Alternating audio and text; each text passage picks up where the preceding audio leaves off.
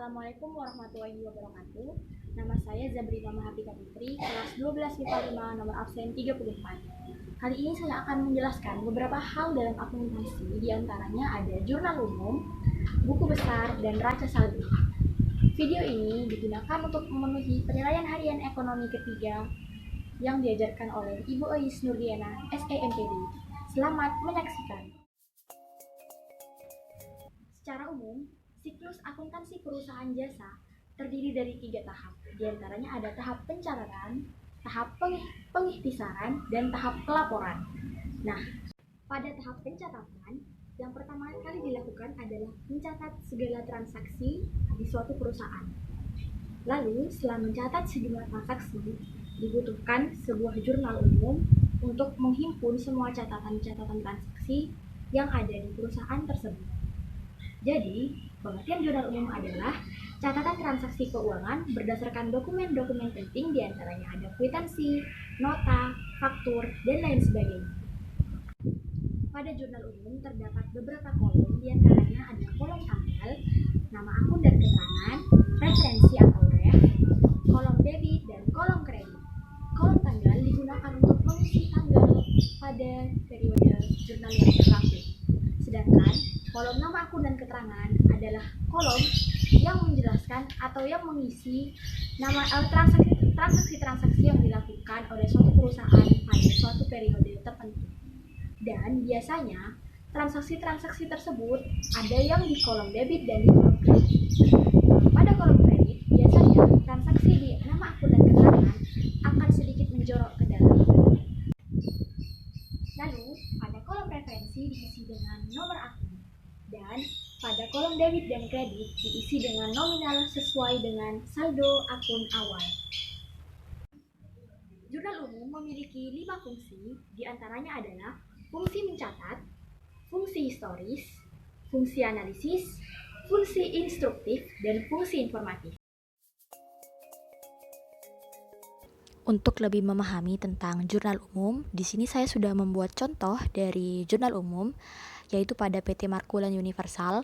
Kita lihat dari kolom-kolomnya terlebih dahulu. Di sini ada kolom tanggal, seperti yang sudah saya jelaskan tadi. Ada kolom nama akun dan keterangan, kolom referensi, kolom debit, dan kolom kredit. Pada tanggal ini diisi dengan tanggalnya, bulan, dan tahun pada periode akuntansi. Nah, di sini tuh menunjukkan bahwa periode akuntansinya itu adalah terjadi pada bulan Agustus. Lalu pada nama akun dan keterangan itu ada 2 akun yang terpengaruh. Kita lihat dari pada tanggal 1 bahwa di sini kas posisinya berada di debit dan modal berada di kredit. Karena kas posisinya berada di debit, maka dapat dipastikan bahwa kas ini bertambah atau kas ini ada di saldo normalnya, yaitu di debit. Berarti transaksi yang terjadi adalah pemilik usaha menyetorkan modalnya ke perusahaan sejumlah 50 juta. Lalu pada transaksi tanggal 5 kita bisa lihat ada peralatan dan utang, di mana peralatan ada di debit dan utang ada di kredit. Berarti transaksi yang terjadi adalah pembelian peralatan, namun bukti dokumen yang digunakan itu bukan kwitansi atau nota, tapi faktur, karena utangnya bertambah. Artinya pembelian ini tuh menggunakan kredit begitu. Lalu pada tanggal 7 kita juga bisa melihat bahwa ini ada perlengkapan dan kas, di mana perlengkapannya ada di debit dan kasnya ada di kredit, menunjukkan bahwa terjadi pembelian perlengkapan oleh perusahaan. Lalu ada di kolom referensi kita bisa lihat bahwa kas itu ref-nya 101. Ref ini seperti yang udah dijelaskan tadi bahwa ref itu adalah kode akun. Jadi kas kan termasuk harta. Harta itu kode akunnya ada di kode 1. Nah, kas ini adalah harta lancar, makanya kode akunnya 101. Begitu pula dengan modal. Modal kan kode akunnya 3 ya. Jadi di sini ditulisnya ref-nya 301.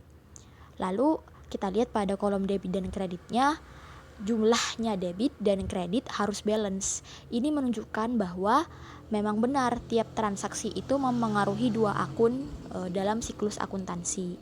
Sehingga jika ditotal debit dan kreditnya di sini jumlahnya adalah 128 juta. Jadi bisa dikatakan karena debit dan kreditnya ini sudah balance, maka jurnal umum ini benar. Selanjutnya, saya akan membahas mengenai buku besar. Buku besar sendiri adalah kumpulan akun sejenis yang digunakan untuk meringkas transaksi yang dicatat dalam jurnal umum. Nah, tujuan dari memposting ke buku besar adalah untuk mengetahui saldo akun akhir dari masing-masing akun. Nah, untuk bentuk dari buku besar sendiri ada 4. Bentuk T, bentuk 2 kolom, 3 kolom, dan 4 kolom. Kegiatan memposting adalah kegiatan memindahbukukan akun-akun dari jurnal umum ke buku besar sesuai dengan nama akun. Lalu selanjutnya adalah mekanisme dalam memposting. Terdapat beberapa tahap dalam memposting. Yang pertama adalah menulis nama akun dan nomor akun. Yang kedua adalah memindahkan transaksi yang terjadi sesuai dan menyesuaikan letak debit dan kreditnya. Yang ketiga adalah menuliskan tanggal terjadinya transaksi. Yang keempat adalah memberikan keterangan singkat mengenai transaksi yang terjadi.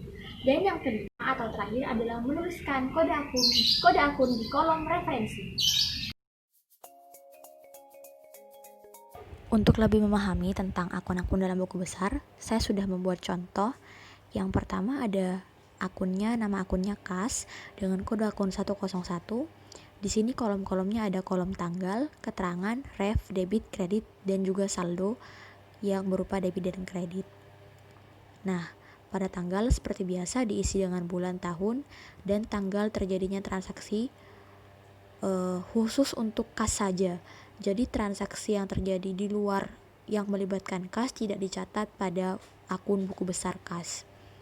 Kita lihat pada tanggal 1, terdapat keterangan peroleh modal usaha di debit sebesar 50.000, maka dapat kita ketahui bahwa kas kita itu, kas perusahaan ini bertambah sebesar 50.000 di debit karena kalau kas bertambah itu kita letakkan di debit dan saldo akhirnya 50.000 di debit. Lalu pada tanggal 7 membayar pembelian perlengkapan di kredit sebesar 10.000. Karena kasnya berkurang, maka kita letakkannya di kredit sebesar 10.000. Sehingga saldo akhirnya adalah saldo awal yang tadi sebesar 50.000 kita kurangi dengan 10.000, sisanya adalah 40.000 di debit.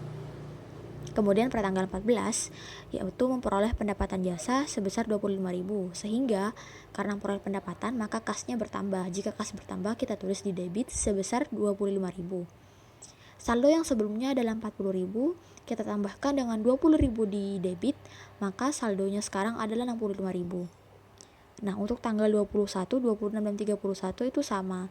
Jadi disesuaikan dengan apakah kas tersebut bertambah atau berkurang. Dari akun kas ini dapat kita ketahui bahwa saldo akhirnya sebesar 42.000. Nah, jadi saldo akhir ini yang akan kita masukkan nanti ke dalam neraca saldo. Nah, untuk contoh akun pada buku besar selanjutnya adalah akun utang dengan kode akun 201. Di sini terdapat 2 transaksi ya, yaitu pada tanggal 5 Agustus dan 21 Agustus, di mana pada tanggal 5 Agustus ini terjadi pembelian peralatan dan belum dibayar, sehingga utangnya perusahaan bertambah sebesar 20.000. Akun utang jika bertambah maka kita tulis di kredit, sehingga saldonya kita tulis di kredit juga sebesar 20.000. Kemudian pada tanggal 21 keterangannya adalah melunasi utang pembelian peralatan, berarti utangnya berkurang. Jika utangnya berkurang maka ditulisnya di debit sebesar 20.000. Karena tadi yang sebelumnya itu saldonya ada di kredit 20.000 dan sekarang ada di debit 20.000, maka saldo akhirnya adalah 0 karena kredit dikurangi dengan debit dan nominalnya sama, maka akan berakhir dengan angka 0. Jadi pada neraca saldo nanti akun utangnya itu kosong karena sudah lunas utangnya. Selanjutnya, setelah memposting dari buku besar adalah neraca saldo. Neraca saldo atau trial balance adalah kumpulan saldo akun buku besar. Neraca saldo biasanya terdapat pada akhir periode akuntansi suatu perusahaan. Kolom-kolom pada neraca saldo terdiri dari 4 kolom. Yang pertama ada kolom referensi yang kita isi dengan nomor akun, kemudian kolom nama akun, hasil dari postingan buku besar, Lalu kolom debit dan kolom kredit sesuai saldo akhir dari masing-masing akun di buku besar. Pada neraca saldo, kolom debit dijumlahkan dan begitu juga dengan kolom kredit. Lalu, kedua kolom itu dibandingkan. Apakah kolom debit dan kolom kredit sama? Jika kolom debit dan kolom kredit sama, maka bisa dikatakan bahwa transaksi tersebut balance. Namun, jika kolom debit dan kolom kredit tidak sama, maka bisa jadi ada kesalahan dalam pencatatan suatu transaksi. Saat ini kita sudah sampai di tahap terakhir, tahap pencatatan, yaitu di neraca saldo atau trial balance. Saya sudah membuat contoh, di sini ada neraca saldo dari PT Markulan Universal yang sudah disesuaikan tadi dengan jurnal umum dan akun-akun buku besar pada pembahasan sebelumnya. Di sini dapat kita lihat ada 4 kolom. Yang pertama ada kolom referensi, kolom nama akun, kolom debit, dan kolom kredit. Pada kolom referensi, seperti biasa kita isi dengan nomor akun atau kode akun. Nama akun adalah akun-akun yang muncul di jurnal umum dan juga buku besar. Lalu kolom debit dan kredit ini disesuaikan dengan saldo akhir dari masing-masing akun terletak di mana.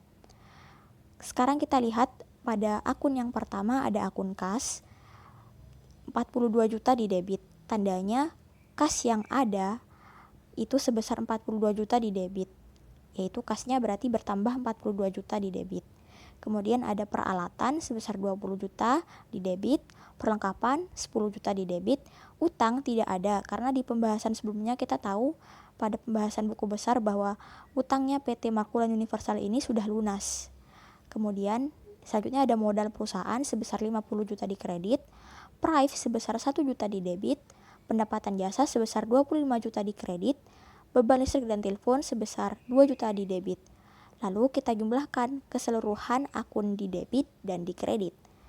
Nah, di sini tertera totalnya sebesar 75 juta rupiah.